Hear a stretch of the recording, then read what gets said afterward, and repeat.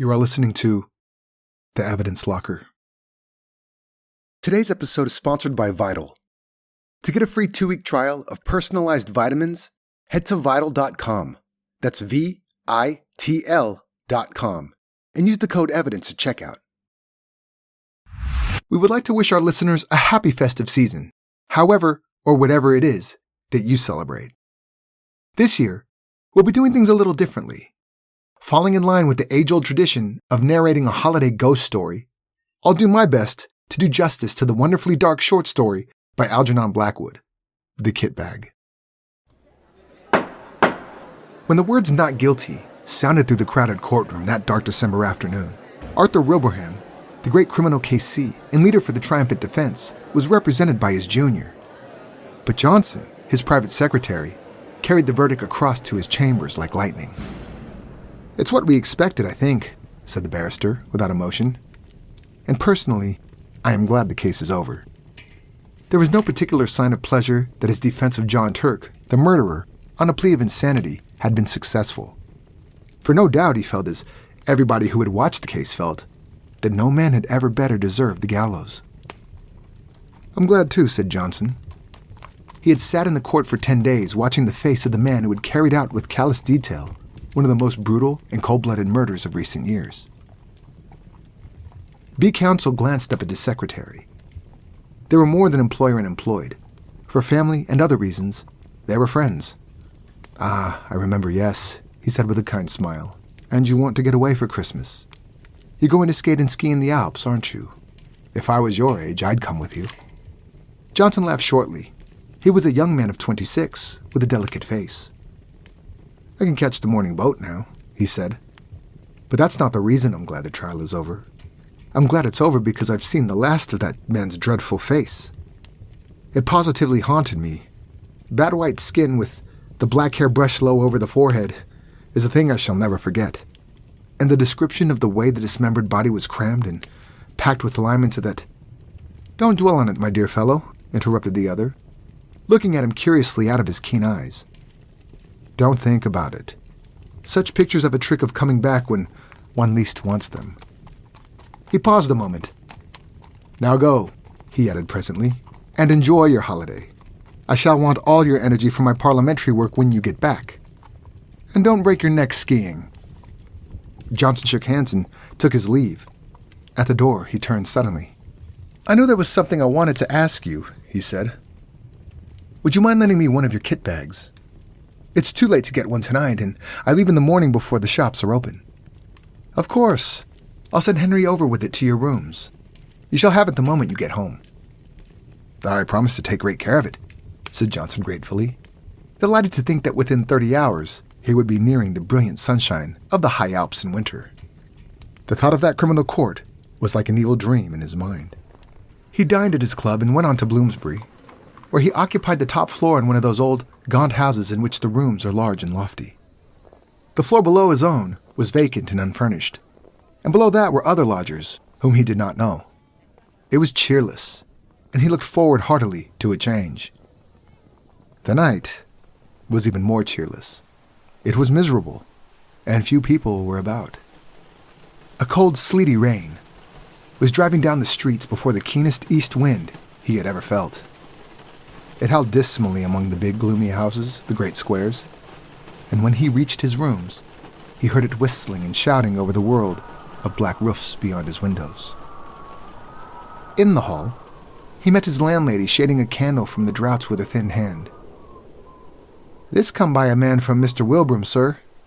She pointed to what was evidently the kit bag, and Johnson thanked her and took it upstairs with him. "I shall be going abroad in the morning for 10 days, Mrs. Monks," he said. "I'll leave an address for letters." "And I hope you'll have a Merry Christmas, sir," she said, in a raucous, wheezy voice that suggested spirits. "And better weather than this." "I hope so too," replied her lodger, shuddering a little as the wind went roaring down the street outside. When he got upstairs, he heard the sleet volleying against the window panes. He put his kettle on to make a cup of hot coffee, and then set about putting a few things in order for his absence. "And now I must pack. Such as my packing is," he laughed to himself, and set to work at once. We'll take a quick break for a word from our sponsors. It's that time of year again. Everyone seems to be getting sick and, we're all feeling those Christmas overindulgences. You might be starting to think about your New Year's resolutions and your January health kick. After 2 years, the virus we shall not name has finally caught up with me. So I'm looking forward to boosting my immunity back up. But to be honest, hours of Googling came up with so much, often conflicting information. And I'm also not keen to spend money on something that won't make a difference for me. Vitl, a personalized supplement company, can help you find the right vitamins for you. If you visit their website, you fill in a short online consultation about your diet, health goals, and lifestyle. And Vitl will create a tailor-made pack just for you. Your personalized sunshiny yellow pack of vitamins gets delivered straight through your letterbox, with daily strips so you can't forget to take them. And as an added personal touch, your name is written on each pack. The best thing is, Vitl supplements are designed by leading experts and backed by science. Unlike many everyday brands, Vitl's vitamins are of the highest quality and are made with only clean, natural ingredients. No nasties. This helps increase the absorption of the vitamins in your body so you know you are getting the highest quality vitamins designed for you. To get your free 2-week trial of personalized vitamins, head to Vitl.com, that's VITL.com, and use the code EVIDENCE at checkout. You can find the link in the show notes. Now, let's resume today's episode. He liked the packing, for it brought the snow mountains so vividly before him and made him forget the unpleasant scenes of the past 10 days. Besides, it was not elaborate in nature. His friend had lent him the very thing, a stout canvas kit bag, sack-shaped, with holes around the neck for the brass bar and padlock. It was a bit shapeless, true, and not much to look at, but its capacity was unlimited, and there was no need to pack carefully. He shoved in his waterproof coat, his fur cap and gloves, his skates and climbing boots, his sweaters, snow boots and ear caps, and then on the top of these, he piled his woolen shirts and underwear, his thick socks, puttees and knickerbockers. The dress suit came next, in case the hotel people dressed for dinner. And then, thinking of the best way to pack his white shirts, he paused a moment to reflect.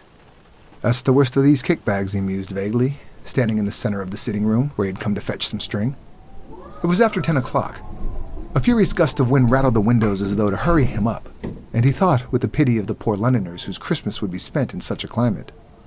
Whilst he was skimming over snowy slopes in bright sunshine, and dancing in the evening with rosy-cheeked girls. Ah, that reminded him. He must put in his dancing pumps and evening socks. He crossed over from his sitting room to the cupboard on the landing where he kept his linen. And as he did, so he heard someone coming softly up the stairs. He stood still a moment on the landing to listen. It was Mrs. Monk's step, he thought. She must be coming up with the last post. But then the steps ceased suddenly, and he heard no more. They were at least 2 flights down, and he came to the conclusion they were too heavy to be those of his bibulous landlady.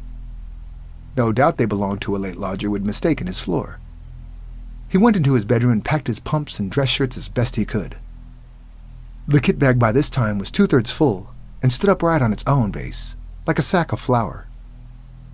For the first time he noticed that it was old and dirty, the canvas faded and worn, and that it had obviously been subjected to rather rough treatment.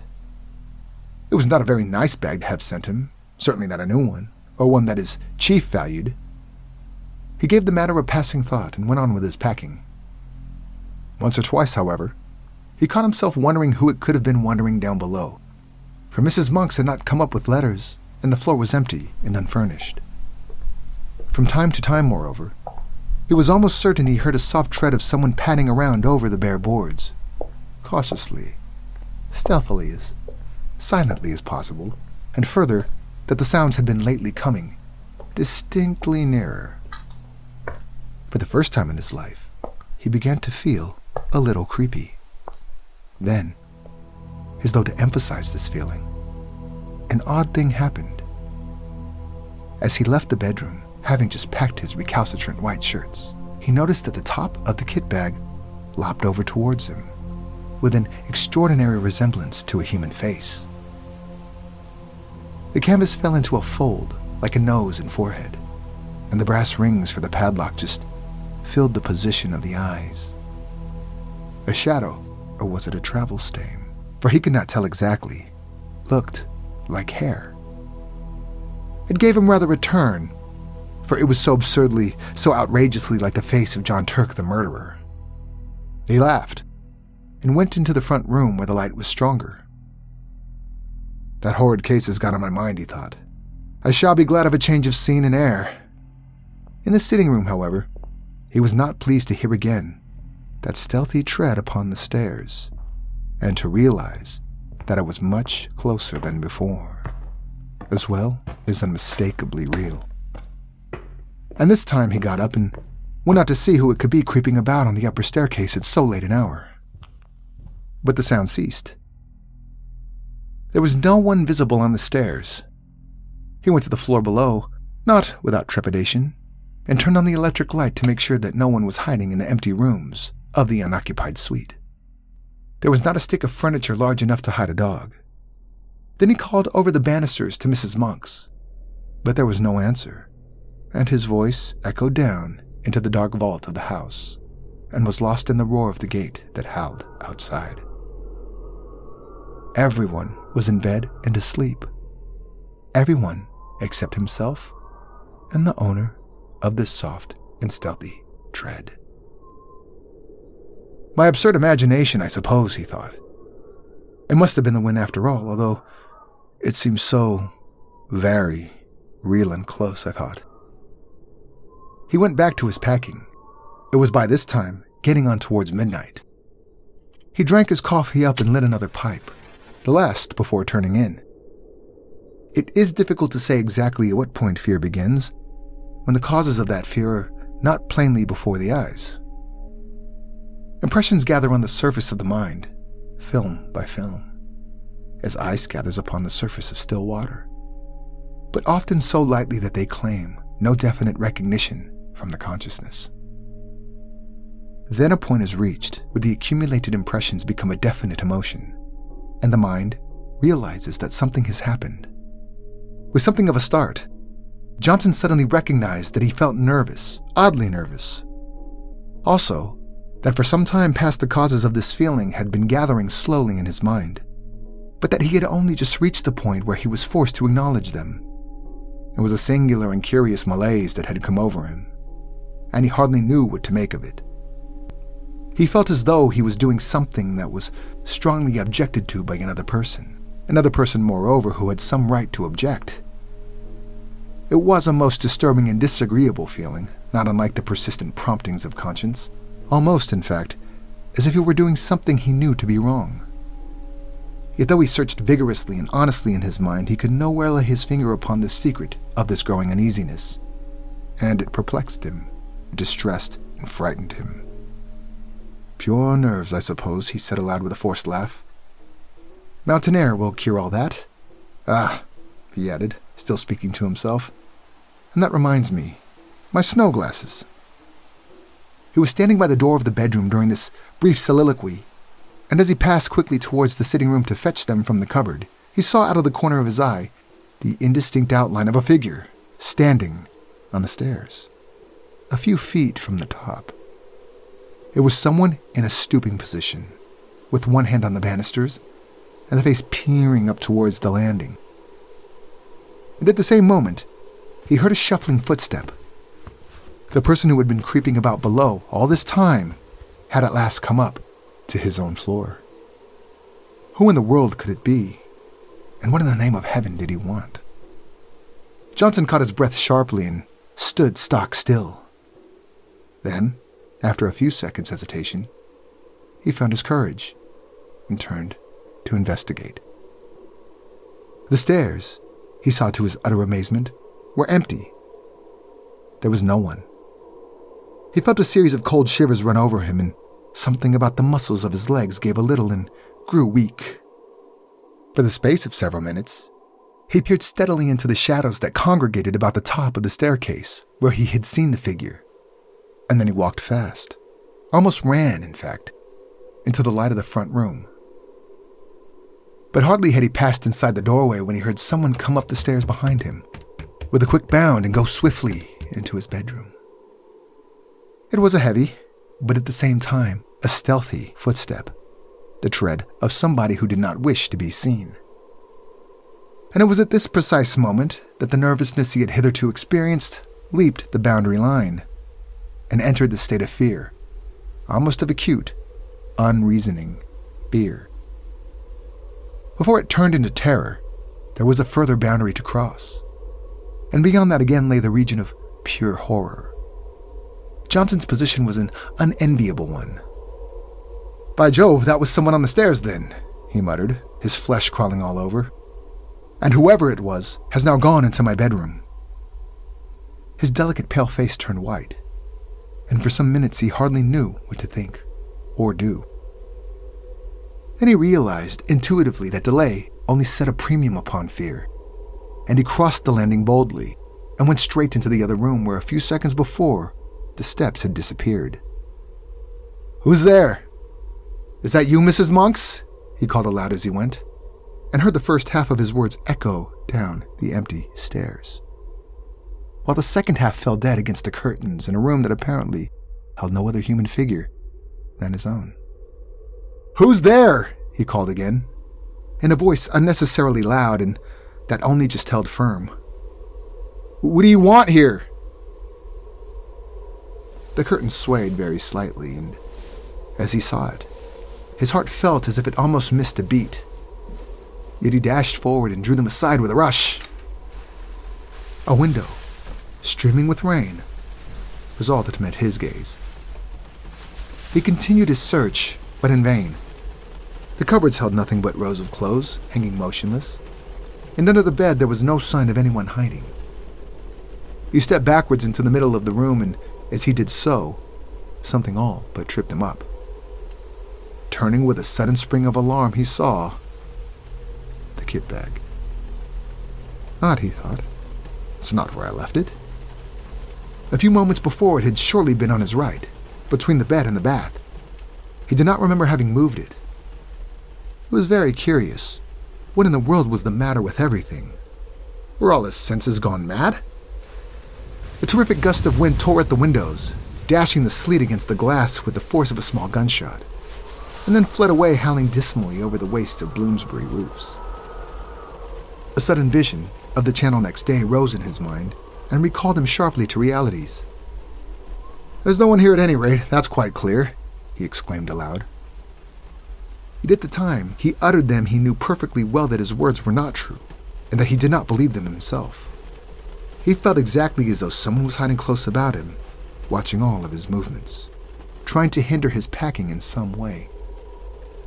"And two of my senses," he added, keeping up the pretense, "have played me the most absurd tricks. The steps I heard and the figure I saw were both entirely imaginary." He went back to the front room, poked the fire into a blaze, and sat down before it to think. What impressed him more than anything else was the fact that the kit bag was no longer where he had left it. It had been dragged nearer to the door. What happened afterwards that night happened, of course, to a man already excited by fear, and was perceived by a mind that had not the full and proper control of the senses. Outwardly, Johnson remained calm and master of himself to the end, pretending to the very last that everything he witnessed had a natural explanation or was merely delusions of his tired nerves. But inwardly, in his very heart, he knew all along that someone had been hiding downstairs in the empty suite when he came in, that this person had watched his opportunity and then stealthily made his way up to the bedroom, and that all he saw and heard afterwards, from the moving of the kit bag to the other things this story has to tell, were caused directly by the presence of this invisible person. And it was here, just when he most desired to keep his mind and thoughts controlled, that the vivid pictures received day after day upon the mental plates exposed in the courtroom of the Old Bailey came strongly to light and developed themselves in the dark room of his inner vision. Unpleasant, haunting memories have a way of coming to life again, just when the mind least desires them. In the silent watches of the night on sleepless pillows, during the lonely hours spent by sick and dying beds. And so now, in the same way, Johnson saw nothing but the dreadful face of John Turk the murderer lowering at him from every corner of his mental field of vision. The white skin, the evil eyes, and the fringe of black hair low over the forehead. All the pictures of those 10 days in court crowded back into his mind, unbidden and very vivid. "This is all rubbish and nerves," he explained at length, springing with sudden energy from his chair. "I shall finish my packing and go to bed. I'm overwrought, overtired. No doubt at this rate I shall hear steps and things all night." But his face was deadly white all the same. He snatched up his field glasses and walked across to the bedroom, humming a music hall song as he went, a trifle too loud to be natural. And the instant he crossed the threshold and stood within the room, something turned cold about his heart, and he felt that every hair on his head stood up. The kit bag lay close in front of him, several feet nearer to the door than he had left it. And just over its crumpled top, he saw a head and face slowly sinking down out of sight, as though someone were crouching behind it to hide. And at the same moment, a sound like a long-drawn sigh was distinctly audible in the still air above him between the gusts of the storm outside. Johnson had more courage and willpower than the indecision of his face indicated. But at first, such a wave of terror came over him that for some seconds he could do nothing but stand and stare. A violent trembling ran down his back and legs, and he was conscious of a foolish, almost a hysterical impulse to scream aloud.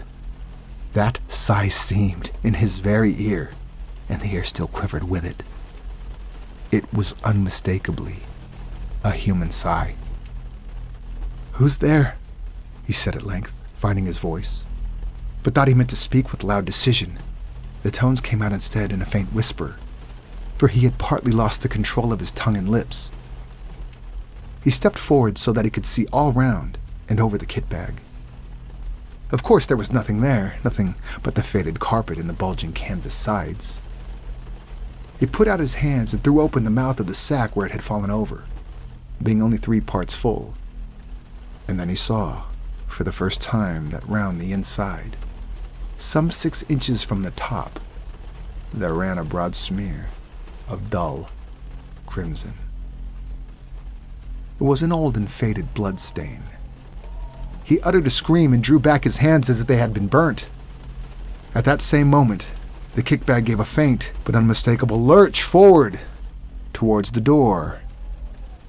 Johnson collapsed backward, searching with his hands for the support of something solid, and the door, being further behind him than he realized, received his weight just in time to prevent his falling, and shut to with a resounding bang. At the same moment, the swinging of his left arm accidentally touched the electric switch, and the light in the room went out. It was an awkward and disagreeable predicament, and if Johnson had not been possessed of real pluck, he might have done all manner of foolish things. As it was, however, he pulled himself together and groped furiously for the little brass knob to turn the light on again. But the rapid closing of the door had set the coats hanging on it a-swinging, and his fingers became entangled in a confusion of sleeves and pockets, so that it was some moments before he found the switch. And in those few moments of bewilderment and terror, 2 things happened that sent him beyond recall, over the boundary into the region of genuine horror. He distinctively heard the kit bag shuffling heavily across the floor in jerks, and close in front of his face sounded once again the sigh of a human being. In his anguished efforts to find the brass button on the wall, he nearly scraped the nails from his fingers, but even then, in those frenzied moments of alarm, so swift and alert are the impressions of a mind keyed up by vivid emotion, he had time to realize he dreaded the return of the light, and that it might be better for him to stay hidden in the merciful screen of darkness. It was but the impulse of a moment, however, and before he had time to act upon it, he had yielded automatically to the original desire, and the room was flooded again with light. But the second instinct had been right. It would have been better for him to have stayed in the shelter of the kind darkness, for there, close before him, bending over the half-packed kit bag, clear as life in the merciless glare of the electric light, stood the figure of John Turk the murderer. Not 3 feet from him the man stood, the fringe of black hair marked plainly against the pallor of the forehead, the whole horrible presentment of the scoundrel as vivid as he had seen him day after day in the Old Bailey, where he stood there in a dock, cynical and callous, under the very shadow of the gallows. In a flash, Johnson realized what it all meant. The dirty and much-used bag, the smear of crimson within the top, the dreadful stretched condition of the bulging sides. He remembered how the victim's body had been stuffed into a canvas bag for burial, the ghastly dismembered fragments forced with lime into this very bag, and the bag itself produced as evidence. It all came back to him as clear as day. Very softly and stealthily, his hand groped behind him for the handle of the door. But before he could actually turn it, the very thing that he most of all dreaded came about, and John Turk lifted his devil's face and looked at him. At the same moment, that heavy sigh passed through the air of the room, formulated somehow into words. "It's my bag, and I want it." Johnson just remembered clawing the door open and then falling in a heap upon the floor of the landing as he tried frantically to make his way into the front room. He remained unconscious for a long time, that it was still dark when he opened his eyes and realized that he was lying stiff and bruised on the cold boards. Then the memory of what he had seen rushed back into his mind, and he promptly fainted again. When he woke the second time, the wintry dawn was just beginning to peep in at the windows, painting the stairs a cheerless, dismal gray, and he managed to crawl into the front room and cover himself with an overcoat in the armchair, where at length he fell asleep. A great clamor woke him. He recognized Mrs. Monk's voice, loud and voluble. "What? You ain't been to bed, sir? Are you ill, or has anything happened? And they're an urgent gentleman to see you, though it ain't 7 o'clock yet. And who is it?" he stammered. "I'm all right, thanks. Fell asleep in my chair, I suppose." "Some from Mr. Wilbram's, and he says he ought to see you quick before you go abroad, and I told him, 'Show him up, please, at once,'" said Johnson, whose head was whirling and his mind was still full of dreadful visions. Mr. Wilbraham's man came in, with many apologies, and explained briefly and quickly that an absurd mistake had been made, and that the wrong kit bag had been sent over the night before. Henry somehow got hold of the one that came over from the courtroom, and Mr. Wilbraham only discovered it when he saw his own lying in his room, and asked why it had not gone to you, the man said. "Oh?" said Johnson stupidly. "And he must have brought you the one from the murder case instead, sir, I'm afraid," the man continued, without the ghost of an expression on his face. "The one John Turk packed the dead body in. Mr. Wilbraham's awful upset about it, sir, and told me to come over first thing this morning with the right one as you were leaving by the boat." He pointed to a clean-looking kit bag on the floor, which he had just brought. "And I was to bring the other one back, sir," he added casually. For some minutes, Johnson could not find his voice. At last, he pointed in the direction of his bedroom. "Perhaps you would kindly unpack it for me. Just empty the things out on the floor." The man disappeared into the other room and was gone for 5 minutes. Johnson heard the shifting to and fro of the bag and the rattle of the skates and boots being unpacked. "Thank you, sir," the man said, returning with the bag folded over his arm. "And can I do anything more to help you, sir?" "What is it?" asked Johnson, seeing that he still had something he wished to say. The man shuffled and looked mysterious. "Beg pardon, sir, but knowing your interest in the Turk case, I thought you'd maybe like to know what's happened." "Yes?" "John Turk killed himself last night with poison immediately on getting his release. And he left a note for Mr. Wilbraham saying as he'd be much obliged if they have him put away, same as the woman he murdered in the old kit bag." "What time did he do it?" asked Johnson. 10 o'clock last night, sir, the warder says. If you'd like to read more Algernon Blackwood stories, find a link to his work in the show notes. To all of our listeners, near and far, thank you for supporting us through 2022. We look forward to bringing you more spine-chilling true crime cases in the new year. We'd like to thank our sponsors, Vitl. To get a free 2-week trial of personalized vitamins, head to Vitl.com, that's VITL.com, and use the code EVIDENCE at checkout. This was the Evidence Locker. Thank you for listening.